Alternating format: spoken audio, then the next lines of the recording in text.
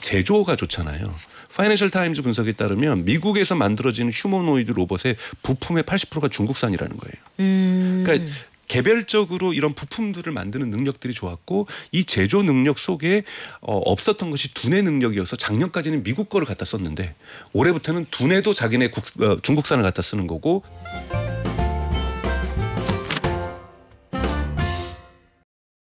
여러분, 로봇이 계란을 까요. 그런데 저보다 잘 까네요. 저는 하얀 그 부분이 이렇게 움푹 패이고 그럴 때가 있는데 중국산 로봇이 이제 고사리 쇠손으로 계란도 까줍니다. 팝콘 이런 거 퍼서 나르는 거 뭐 일도 아니고요.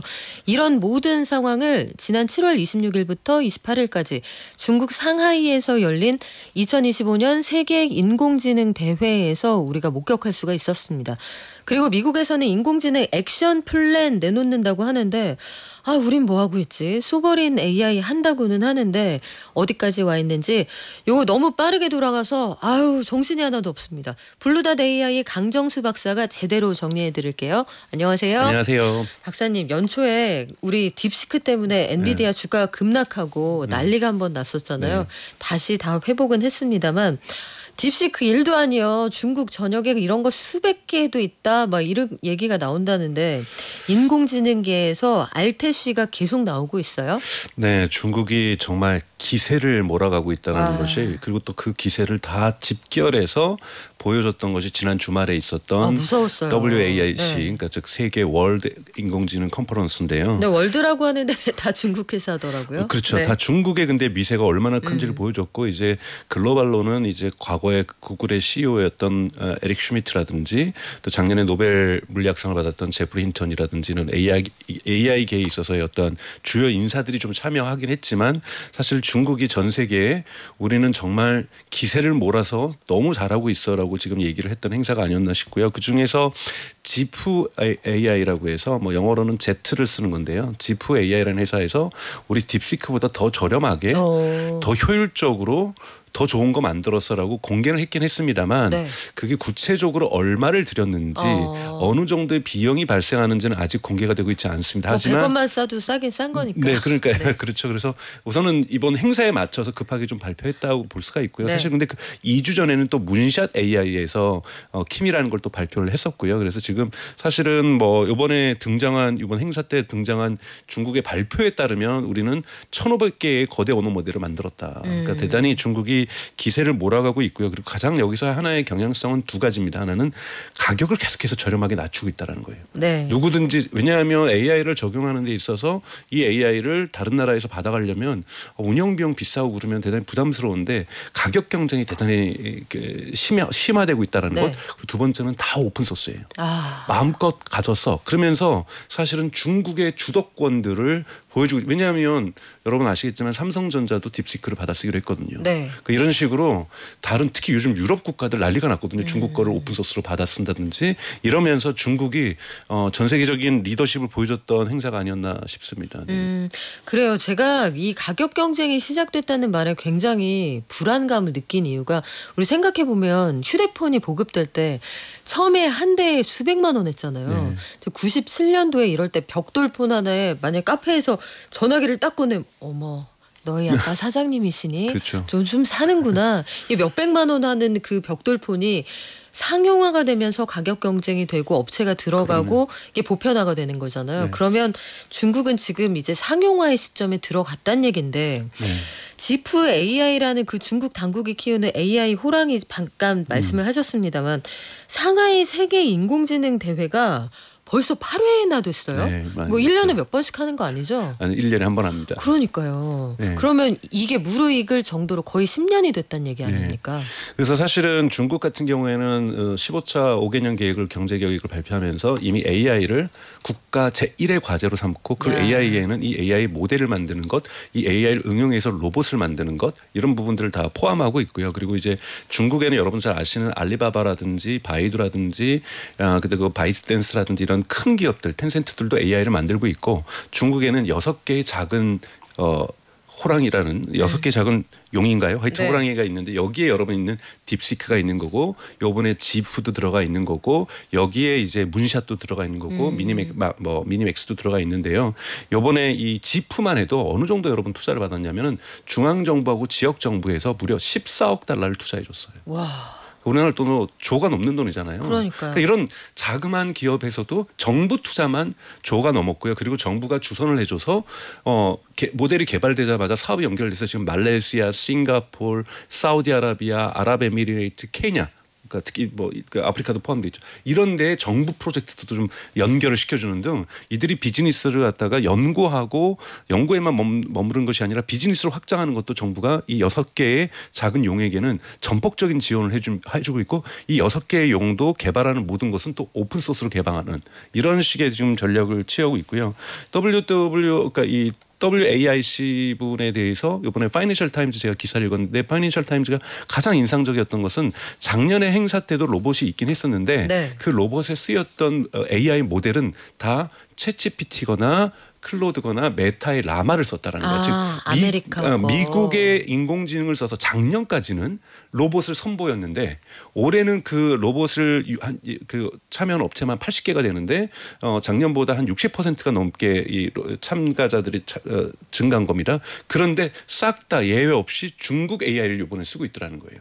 이 부분이 이제 파이낸셜 타임즈가 보기에는 대단히 가장 놀라웠던 부분이다라고 얘기를 하고 있습니다. 그러니까요. 지금 중국은 호랑이가 6마리나 있는데 심지어 우리가 이름 모르는 작은 회사들도 있고 조 단위 투자를 받고 있는 상황인데 이번 대회에 등판한 로봇들이 SNS에서 굉장히 많이 회자가 됐어요. 저도 보니까 권투하는데 그리고 이렇게 넘어졌다가 일어날 때 귀여워요 또. 팔을 딛고 일어나는 이 자세나 이게 사람하고 똑같더라고요. 그러니까 넘어졌다가 일어날 때 관절의 움직임 이런 게 사람인데 이게 만약에 거중만 만약에 입혀놓는다고 하면 다를 바가 없다 이런 느낌이 들었는데 박사님은 어떤 게 제일 인상적이셨습니까? 저는 이제 가격이 이제 아마 중요한 거니까 이번에 선보였던 것이 유니트리라고 이제 중국의 가장 대표적인 로봇을 만드는 기업인데 거기서 지원이라는 걸 만들었는데 $6,000 이하라고 얘기를 하는 거예요. 와.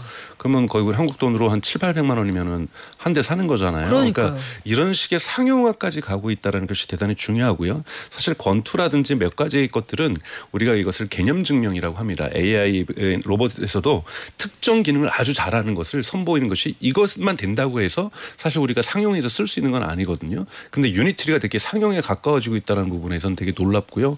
이번에 바이텐스도 좀 인상적이었어요. 그러니까 로봇 휴머노이드가 왜 남성 분장이 아니라 여성 분장을 했는지는 좀 이해는 가면서도 찝찝했지만 여성 분장을 하면데 여자친구로서 대화의 감성 능력이 대단히 뛰어난 이런 부분들도 중국 AI를 사용했다는 부분에서 어색하지 않았다라고 다들 얘기를 하거든요.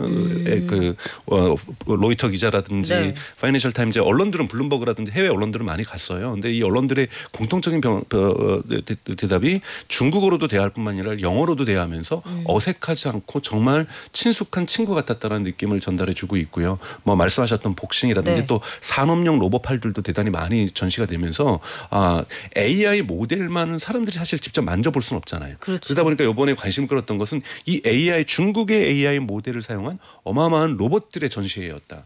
그래서 2026년은 정말 진짜로 그러니까 내년이죠. 로봇의 해가 되겠다라는 것을 느꼈다라고 얘기를 많이 하고 있습니다. 저 같은 경우는 그 가격대에 놀란 유니트리의 G1이 놀라웠어요. 네. 우리 박사님은 가격표 보셨구나. 근데 보니까 공부도 이제 너무 잘하고 공부 천재 로봇도 있고 박사학위도 막 받고 맞습니다. 네. 미국에서도 보니까 의사 시험 팍팍 통과하고 그 변호사들 바 시험은 가볍게 넘어섰다 이런 얘기 나오는데 우리 진짜 막 대체되고 그래요, 박사님? 그렇지는 않습니다. 이번에 GPT-5가 8월 달에 나올 가능성이 높다고 얘기를 하는데 지금 샘 알트만이 이제 언론과의 인터뷰에서 정말 자기도 놀라울 정도로 인간의 능력을 뛰어넘고 있다 많은 부분에서 얘기를 하고 있어요. 중국도 이런 특정 시험에서 예를 들면 아까 말씀하셨던 그 박사 과정이 입학한 거예요. 그러니까 박사 과정이 입학하는 시험에 통과했던 건데요. 그러니까 이런 부분에서 이제 놀랍다라고 이제 얘기를 하는 건데. 아직 학위 받으려면 좀 남았어요. 그렇죠. 논문 통과해야 돼요. 그러니까 입학 시험에 통과했다라는 거고요. 그래서 이런 부분들에서 계속해서 놀라운 사건들이 나올 텐데 이것이 그렇다고 해 인간을 대체한다. 이런 식의 부분을 너무 여러 번 할 필요가 없는 게 최근에 이제 이제 미국하고 유럽에 있는 연구소들에서 연구가 결과가 나왔는데 AI하고 사고 체계가 비슷한 것이 군인들, 네. 의사들 되게 복합적인 상황에서 이 군인들을 나쁘게 여러분 표현하는 게 아닙니다. 되게 복합적인 전투 상황 속에서 많은 정보 속에서 빠르게 결정해서 무언가를 행동에 옮기는 것. 최적화하는 거죠. 그렇죠. 네. 의사들도 마찬가지로 이 상황 터졌을 때 수술에 들어갔을 때 이 부분이 갑자기 예상하지 못했던 부분이 발생했을 때 빠르게 판단해서 조치하는 능력들 이런 부분이 나는데 사실은 음악이나 예술을 많이 만들어내지만 음악적 예술적 이러한 인간적인 사고방식에는 되게 취약한 모델을 가지고 있다고 아직은 얘기를 하고 있어요. 그래서 지금 이런 벤치마킹 시험들 자체를 잘 보는 거는 이미 정해져 있는 연습 툴에 의해서 정확하게 학습을 한 거고 어떻게 할지가 미리 이미 엄청나게 수능 공부 지금 100일이 아니라 1000일 공부하고 나온 거예요. 그러다 보니까 수능 시험 잘 볼 수밖에 없다. 잘해야겠네. 네, 그러니까 태어나서 지금까지 수능 공부만 했으면 그렇죠. 네. 아니 근데 지금 저희가 걱정이 되는 게 뭐냐면 계속해서 오픈 소스를 통해 전 세계 개발자들이 달려들고 다 같이 성장하고 이번에 사용된 모든 인공지능 모델들이 다 중국산이라는 거잖아요. 네. 딥시크, Q1 이런 것들 기반으로 로봇을 선보이고 이 엔비디아의 젠슨 왕이 예고한 것처럼 이제는 피지컬 AI의 시대, 로봇의 시대라고 했잖아요. 막 달려가고 있는 건데 발전하는 속도는 계단식이 아니라 어느 시점이 되면은 확 올라가지 않습니까? 네네 그렇죠. 그래서 중국은 2023년 11월에 국가 정책으로 휴머노이드 로봇 산업을 2030년까지 글로벌 탑으로 끌어올리겠다라는 국가 정책을 발표하는데 이때 조금은 뭐 거칠게 표현하면 인해 전술 같은 전략을 쓰기로 결정을 합니다. 그러니까 즉 한두 개 업체만을 키우는 게 아니라 수천 개 그 휴머노이드 로봇 기업들을 키우면서 그중에 7개의 글로벌 리딩 기업을 만들겠다. 이런 전략을 2023년 11월에 발표하면서 여기에 지금 막대한 국가 재정을 쏟고 있는 건데 그것에 다양하게 또 하나 중국이 좋은 점 뭐냐면 제조가 좋잖아요. 파이낸셜 타임즈 분석에 따르면 미국에서 만들어지는 휴머노이드 로봇의 부품의 80%가 중국산이라는 거예요. 그러니까 개별적으로 이런 부품들을 만드는 능력들이 좋았고 이 제조 능력 속에 없었던 것이 두뇌 능력이어서 작년까지는 미국 거를 갖다 썼는데 올해부터는 두뇌도 자기네 중국산을 갖다 쓰는 거고 중국의 부품으로 제조 능력으로 로봇들을 만들고 있는데 지금 이게 그러니까 뭐냐면 막 여러 개의 로봇들이 다양한 로봇들이 달려오고 있는 거예요. 그럼 네. 그중에 한두 개는 이 우승 그 선상에 들어올 수 있다라는 거죠. 결승선에서 지금 네. 가슴에 테이프 들어오기 직전이에요. 그렇죠. 근데 네. 달려오는 로봇이 한두 대면은 넘어질 수도 있겠는데 너무 많이 들어오다 보니까 한두 명에게는 이 결승 테이프를 끊겠다라는 생각을 할 수밖에 없는 상황이고요. 그리고 또 하나는 이번에 중국이 WAIC라고 하는 세계 AI 컨퍼런스에서 대단히 중요한 그 미국과는 대척되는 AI 글로벌 리더십을 발표를 합니다. 그래서 예를 들자면 뭐도 했냐면 AI 기후 협의 해서 우리는 이 AI를 이용해서 인류의 여러 가지 문제를 해결하겠다. 그래서 기상 상황들을 점검해 줄 수 있는 전 세계 서비스를 무료로 제공해서 아프리카라든지 중동이라든지 지금 미국 같은 경우에도 그런 것들은 개발하고 있는데 미국만 쓰고 있거든요. 우리는 저개발 국가들 이러한 국가들의 기상 변화를 예측해 주고 진단해 주면서 재난을 갖다가 먼저 조기에 경보해 줄 수 있는 시스템을 이번에 공표를 했습니다. 인공지능계 1대1로 정책을 펴겠다. 그렇죠. 이 말이네요. 그래서 AI 실크로드를 만들겠다고 얘기를 하면서 이걸 무상으로 제공해 주겠다는 선언을 하거든요. 그래서 케냐 같은 나라는 앞으로 가뭄이 언제 올지 이런 것들을 우리가 예측해 주겠다. 이런 식의 AI 기상 회의라는 것들도 얘기를 했고요. 그러면서 리창 총리가 무엇을 제안했냐면 세계 AI 협력 기구를 만들자. 그래서 개방과 공유의 AI 생태계를 만들자. 뭔가 중국스럽지 않은 개방하고 공유는 약간 그쪽 캐치프레이즈는 아니었던 것 같은데. 근데 오픈 소스 하니까 개방이 맞는 거고 그리고 이것을 저개발 국가라든지 개발 국가에 나눠주겠다는 거니까 무상으로 나눠주겠다는 거니까 공유가 맞거든요. 그러면서 그 개방과 공유의 AI 리더십을 지금 발표한 겁니다. 자, 개방과 공유를 중국이 컨셉으로 잡는 건 미국의 인공지능 회사들이 개방도 안 하고 공유도 안 하기 때문입니다. 그러면 미국에서 인공지능 액션 플랜이라는 걸 내놓고 트럼프 대통령이 지금 전 세계 인공지능의 소위 말하는 주도권을 이니셔티브를 우리가 가져오겠다 이거잖아요. 그러면 인공지능 세상에서도 중국하고 미국하고 한판 붙자 이 얘기 아니에요? 네. 사실은 너무나도 대조적인 정책이 지난 23일 날 이것도 발표를 했는데 AI 액션 플랜이라는 것이 이제 미국 정부에서 발표됐습니다. 근데 그 앞에 있는 부제가 뭐냐면 winning the race. 이 경쟁에서 이긴다. 이것이 이제 목표고 미국 우선주의가 완전히 들어가 있습니다. 네. 이 세 가지의 기둥으로 만들어져 있는데요. 첫 번째는 AI 모델 혁신 열심히 해라. 우리가 규제 안 할 테니까. 그리고 연방 정부만 규제 안 하는 게 아니라 미국은 캘리포니아라든지 주정부들도 규제를 할 수가 있거든요. 주정부 규제하지 마. 그러면서 규제를 완전히 프리존으로 만들어주면서 열심히 한번 AI 모델 만들어 보세요가 하나의 축이고요. 두 번째는 인프라. 그래서 데이터 센터 허가권 건설하겠다면 허가 바로바로 써줄게. 여기에 전기 만들어야 돼. 여기에 LNG 발전소 만들어야 돼. 바로바로 허가장 써줄게. 그 동네 정전이 되건 말건 물이 부족하건 말건 일단 지어. 일단 지어.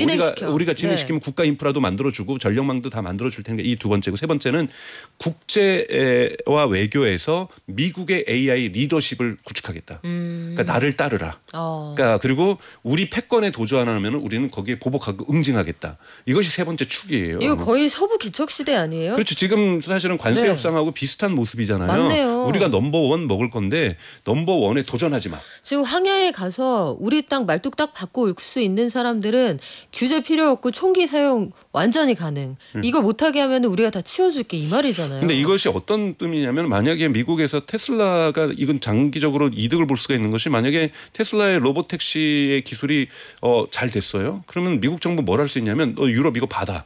한국 받고 지도 문 열고 일본 너네도 열고 이거 가져가 이거 안 가져가면은 관세 원복이야 이럴 수 있겠죠. 그렇죠. 25? 아니야 50 줄 거야. 뭐 이렇게 할 수 있게끔 그러니까 네. AI 리더십을 미국에서만 제한하는 것이 아니라 전 세계로 미국 AI가 확산될 수 있어. 근데 거기에 표현에 AI 모델뿐만이 아니라 자율주행과 로봇이 네. 들어가 있었어요. 미국도.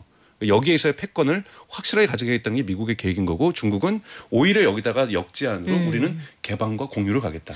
자, 그래서 여러분 이제 여기까지 들으시면 그게 이해가 되실 거예요. 아니 왜 정밀지도 반출에 그렇게 목숨을 거는 거야 구글 등이. 그 별거 아닌 것 같은데 이게 국가 간 협상에서 의제로 올라올 일 왜 그러냐면 여기다 로봇택시 집어넣고 싶으니까. 그렇죠. 테슬라에 월세 내는 그런 비즈니스 여기서 하고 싶고 전 세계에서 이거 우리가 다 월세 받는 비즈니스 하고 싶으니까 그 지도가 너무나 필요한 건데 그래서 우리가 고민이 되는 게 뭐냐면 지금 미국에서 인재전쟁, 기술전쟁이 어느 정도인지를 보여주는 아주 극단적인 사례가 하나 최근에 나왔어요. 오픈 AI가 30억 달러 줄 테니까 팔아 했던 회사를 안 팔고 인공지능 코드를 만들어서 개발자 돕는 이 스타트업 윈드서프라는 회사가 진짜 황당하게 사장님하고 공동개발자, 주요 개발자들이 회사 안 팔고 그냥 우리끼리만 구글로 갈게. 남아있는 직원들 알아서 각자 도생하셈. 이거 지금 난리가 났었잖아요. 네네. 이게 무슨 상황이에요? 그러니까 사실은 이제 30억 달러로 제안을 하긴 했었는데요. 사실은 오픈 AI가 30억 달러 이렇게 현금을 마련할 돈이 별로 없습니다. 그러니까 우선 오픈 AI는 인재를 메타에 많이 뺏겼어요. 우선 메타가 먼저 판을 크게 흔들면서 인재들 갖다가 이동할 때마다 1억 달러 주고 연봉 5천억 달러 주고 1인분에 1,400억. 이런 네. 식으로 이제 가져가니까 윈드서프라고 해서 요즘 개발자들이 많이 쓰는 서비스 중에 윈드서프라든지 다른 서비스들이 많이 있습니다. 그 중에 하나를 데려와서 인력을 가져가려고 하니까 구글이 저거 인력 탐나는데 너네 35 못 줄 것 같지? 우리가 그냥 받고 더 줄게 해가지고 인재를 데려가는데 요즘 왜 이런 양상이 일어나냐면 기업을 비워버린다고 얘기를 하는데요. 네. 기업을 M&A를 하면은 미국의 규제 당국에서 좋게 보진 않습니다. 이미 구글이라든지 아마존이라든지 마이크로소프트는 대단히 독점 기업이라는 미국에서의 우리식으로는 공정거래위원회에서 눈은 뜨고 바라보고 있거든요. 네. 그러다 보니까 인수할 때 어떻게 항상 했냐면 인재 인수를 해버립니다. 그래서 그 회사의 법인에는 껍데기만 남겨놓고 나머지 직원들 너네 그냥 월급 보상금 줄 테니까 너네 능력 좋으니까 다른 데 취직할 거야. 그러니까 붕어빵에서 앙금만 뽑아가는 거예요. 그렇죠. 그러면서 우리 인수한 건 아니에요. M&A 한 건 아니니까 공정거래위원회에서 우리 뭐라 그러면 안 됩니다. 인수 아니고 이직이에요. 그렇죠. 그러면서 사실상은 거기에 있는 핵심 라이센스까지 사갖고 옵니다. 그렇죠. 그래서 이번에 구글이 이 회사에 24억 불 지급한다 이게 나왔는데 아니 여기는 그런 방식으로 인수를 했어요. 그러면 이렇게 좀 거칠게 표현하면 쭉정이만 남아있는 건데 이 나머지 껍데기를 윈드서프의 경쟁사인 코그니션이 사갔단 말이에요. 이 집은 또 왜 그러는 거예요? 그러니까 여기 윈드서프하고 사간 기업하고의 조금의 어프로치가 프레임워크가 좀 다르다고 얘기를 해요. 그러니까 개발의 프레임워크가 많이 다르고 그렇기 때문에 여기에 노하우도 나름대로 자기는 필요할 수 있으니까 어느 정도 사갔다고 볼 수가 있는 거죠. 윈드서프도 되게 빠른 속도로 지금 성장하고 있는 기업이기 때문에 여기에 고객들도 고객들도 지금 있는 거고 이 고객을 자기네 고객하고 합병할 수도 있는 거기 때문에 그런 데서는 의미가 당연히 있죠. 아, 고객 임명부, 고객들 전화번호 가지고 가고 싶었구나. 왜냐하면 이 윈드서프에 있는 인원을 구글이 데려가면서 구글은 자체 제미나이에서 이러한 코드를 만들고 개발하는 프로그램을 새로 만들 겁니다. 네. 그러니까 고객을 구글 클라우드라는 고객 서비스를 중심으로 새로 개편할 거기 때문에 기존 고객이 그렇게 중요한 건 아닌 건데 그 경쟁사 업체에서는 그 기존 고객 우리가 가져갈게. 의미가 있는 거죠. 네. 그러면 항상 우리가 마무리할 때 가슴이 무거워지는 그 질문. 우리는 뭐 하고 있나요? 저는 이제 한국 정부가 지금까지 집중했던 거는 아무래도 어쩔 수 없이 관세 협상이었다고 저는 생각이 듭니다. 그렇죠. 지금은 최우선 과제니까요. 최우선 과제가 관세 협상이었고 그다음에 이 민생 경제를 살리기 위해서 사실 민생 소비 쿠폰이라든지 어떤 경제 활성화 부분들 그리고 부동산의 어떤 대책 마련들 이런 부분들이 대단히 굵직굵직한 것들이 저는 있었다고 저는 생각하고 급한 불을 우선 꺼야 됐다고 저는 생각이 들고요. 그 와중에 속상하네요. 우리나라한테 관세 받아가지고 지금 미국에서 소비 쿠폰 나눠준다고 트럼프 대통령이. 네. 그렇습니다. 네, 그러니까 이러한 지금 큰 불들을 끄는데 정부가 지금 집중했다고 저는 생각이 들고 지금 저는 연속적으로 저도 뭐 간접적으로 듣고 있는데 대통령실이나 이런 데서 AI 서버린 정책과 관련된 안을 마련하기 위해서 다각도로 전문가들하고 회의들을 정말 뭐 그들 표현하면은 밤낮 없이 하고 있다라고 얘기를 하고 있어요. 그래서 저는 이런 건 좀 기대를 좀 해볼 필요가 있다. 그래서 지금 사실은 뭐 초기이기도 하지만 일 잘하는 정부로서 지금 평가를 받고 있기 때문에 저는 뭐 한국 정부에서도 AI 정책에서 공약을 넘어서서 선거 때는 급하다 보니까 공약이 급조가 됐다고 한다라면 이제는 차분한 마음 속에서 한국에 지금 또 미국이 지금 저렇게 패권 중심으로 나오고 있고 중국이 개방 정책을 나온다는 차원에서 한국의 중요한 전략들이 나오지 않을까 이런 기대감을 가지고 있습니다. 네, 이제는 되면 한다로 갈 시점은 아닌 것 같아요. 하면 된다로 하게 한다로 가야겠죠. 지금까지 블루닷 AI 강정수 박사와 함께했습니다. 고맙습니다. 고맙습니다.